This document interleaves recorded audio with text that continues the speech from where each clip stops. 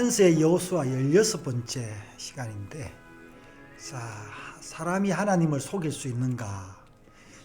오늘 이제 이 이야기는 기본 주민들 이야기인데요.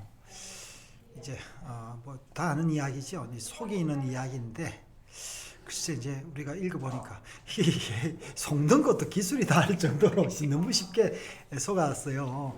멀리서 와서 화친할 필요가 없잖아요. 가까이 있는 사람이 이제 화친을 할 건데, 자, 저도 오늘 어제 설교 준비한다고 어제는 내가 못 읽어봤는데 한번 읽어보겠습니다. 출애굽한 이스라엘 백성은 40여 년간의 광야 여정을 마치고 하나님의 명령을 따라 요단을 건너 가나안 땅에 입성하게 된다. 네. 그리고 하나님께서는 가나안 입성과 정복, 분배, 섬김의 일들은 이미 하나님께서 모세를 통하여 주신 말씀을 철저하게 순종함으로 성취된다고 하셨다. 이 땅에서 성도의 삶의 기준은 성령님의 감동을 통하여 선포하신 하나님의 말씀 속에 기록되어 있다. 말씀을 따라 요단을 건넜고 여리고성을 정복했으며 아이성도 취하게 되었다. 1차 아이성 전투에서는 하나님의 언약보다도 사람의 생각을 앞세우다 크게 실패했기에 2차 전투에서는 다시 언약 회복 통하여 하나님께서 주신 승리를 경험하게 되었다. 2차 아이성 전투 후에 이스라엘 백성들은 에발산과 그리심산이 있는 세겜에 모여 율법의 모든 말씀을 낭독함으로 언약 회복 의식을 갖게 된다. 자, 이제 지난 시간까지 쭉 한번 이제 다시 한번 훑었네요. 그죠? 자, 아직 세겜 나오네요. 세겜에서의 말씀 낭독은 하나님 백성들에게는 말씀 언약으로 회복되는 놀라운 경험을 하는 시간이었지만, 헤렘 하나님께 바쳐진 진멸 대상 지역에서는 이 이스라엘의 언약 회복 소식을 듣고 부족들이 연합하여 자, 이스라엘과 헤렘이란 말은 여기 두 가지로 해석될 수 있다라는 거였죠. 예. 자, 그러면서요. 이 부족들은 이스라엘 백성들이 가나안에 들어가거든 멸하라고 이미 토라에 명령하고 계신다. 그리고 이 가까운 부족이 아닌 멀리 있는 성읍들에게는 먼저 화평을 선포하라고 하셨다. 그럼 선포하라 그랬는데 그 사람들 온 건가요? 그럼? 여호수아서에 기록된 부족들은 헷, 아모리, 가나안, 브리스, 히위, 여부스의 6부족인데 신명기 20장 17절과 일치한다. 그러나 부족 중 하나인 히위 족속에 속한 기본 주민들은 여기 지금 히가 나온 거죠. 예. 다른 부족과 생각을 달리했다. 이스라엘 백성과 대적하여 싸우려는 생각을 포기하고 이스라엘과 평화조약을 맺으려고 헤렘에 속하지 아니한 먼 나라에서 온 것처럼 외관을 변장하고 마르고 곰팡이 난 음식을 가지고 이스라엘 와서 사람들이 이게 기본 족속 히위 족속에 속한, 그죠? 네. 예, 이제 기본 주민인데 이 사람들이 이게 가져왔다는 거죠. 여호수아를 만나게 된다. 그뿐 아니라 이들은 광야부터 행해진 이스라엘의 놀라운 승리의 소식을 들어 알고 있다고 했다. 그 당시에 뭐 기자가 있는 것도 아닌데 참 이 사람들이 왕래를 했다라는 이야기죠. 그러니까 광야에 있는 이스라엘 백성들도 뭘 사러 밖으로 나오고 했다라는 거 아니겠어요? 예. 그리고는 자신들을 이스라엘의 종이라고까지 했다. 성경은 이스라엘 백성들이 기본 사신들의 모습을 보고 이들의 말을 듣고 여호와께 묻지 않고 화친하는 평화조약을 맺었다고 기록하고 있다. 그러니까 이제 우리가 중요한 거는 집사님 중요한 거는요. 기도 오래 해야 됩니다. 진짜 오래 해야 되고 딱 첫 번째 내 이익이 있을 것 같다 싶은 거는 진짜 조심해야 돼요. 그런데 이 사람들이 이제 이거 화친 조약은 뭐 쉬운 거잖아요. 그죠? 예, 이제 그런데 이게 근데 이제 이 기본 족속이 희위 족속으로 희위 족속이라는 거 이제 알았을 거 아니에요. 나중에 알았겠죠. 이제 이 사람들이 자기들의 정체를 안 드러냈으니까. 예.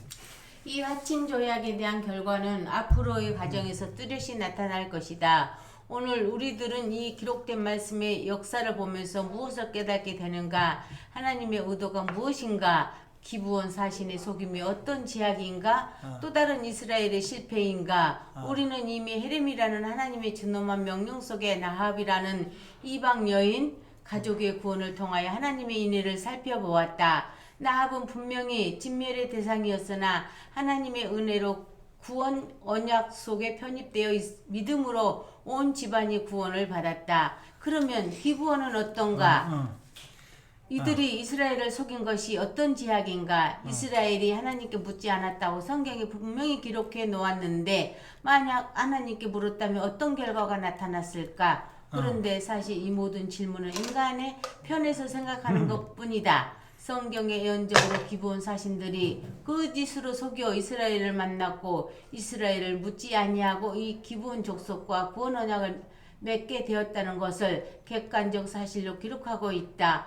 사실 이 기브온 사건의 기록을 잘 살펴보면 기브온 사신이 이스라엘을 속이기 위해 변장하고 양식을 변조했다는 사실보다도 기브온 족속의 언약에 대한 간절함과 하나님의 하신 일에 대한 두려움이 훨씬 컸음을 알 수 있다. 자, 이게 지금 이게 무슨 말입니까? 이게 말이. 기본 족속이 그 이스라엘 백성에게 행하신 하나님의 일 그런 데 대해서 두려움을 갖고 있었을 거다 이 말 그렇죠. 같은데요. 그러니까 이제 어떻게 보면은 이거 다 크게 보면은 아까 이제 목사님 뭐라 했습니까? 이게 이제 뭐 여호와께 기도했으면은 예. 뭐 이거 알 수 있었지 않았을까라는 이런 상상보다는 더 큰 뜻으로 이 기본 사람들이 이 이스라엘 사람들하고 화평하고 싶은 그 열망이 너무 컸기 때문에 어떻게 보면은 눈을 가린 게 아닌가라는 뭐 그런 이야기인 것 같아요. 자, 이게 그러면 큰 그림 속에서는 그렇죠.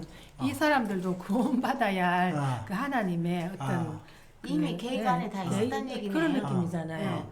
그래서 이제 자 이제 결론적으로요. 4번인가요? 네. 하나님의 구원 언약에 있어서 하나님의 자비는 사람의 생각으로는 온전히 알 수가 없다. 기브온이 속이고 이스라엘이 속은 것 같지만 이 이야기 속에 우리가 알 수 없는 하나님의 은혜와 사랑의 신비가 숨겨져 있다고 하겠다. 예, 자, 그제 우리가 아까 했던 이야기를 또 네. 이제 그러네요. 마땅히 헤렘의 대상으로 진멸되어야 하지만 라합은 구원받았고 기브온 족속도 구원받았다. 사실은 하나님의 눈먼 은혜가 아니면 어떻게 설명할 수 있겠는가?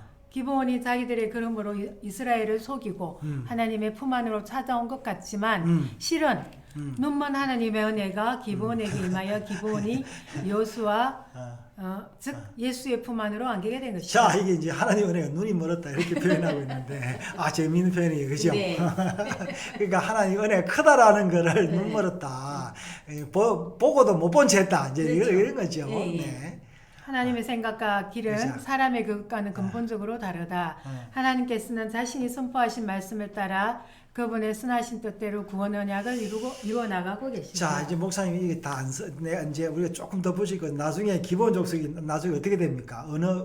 어디 나오죠? 나중에 이 사람들도 예. 같이 그렇죠. 바벨론으로 잡혀가잖아요. 잡혀가가지고 돌아올 때 이 사람들이 족보가 있습니다. 무슨 사람은 나옵니까? 느다님인가요? 너디님 사람, 너다님. 너다님 사람. 너다님 사람으로 해가지고 이 사람이 성전에서 중요한 일은 아니지만 그래서 사이드 일이지만 물 기르고 한 그 일을 장작패고. 장작 그러면서 이 사람들이 오히려 말씀을 바로 받은 그 이제 본민족보다는 오히려 더 언약에 대한 그게 이제 더 많다라는 걸 이제 우리가 선지서를 통해서 알 수 있죠.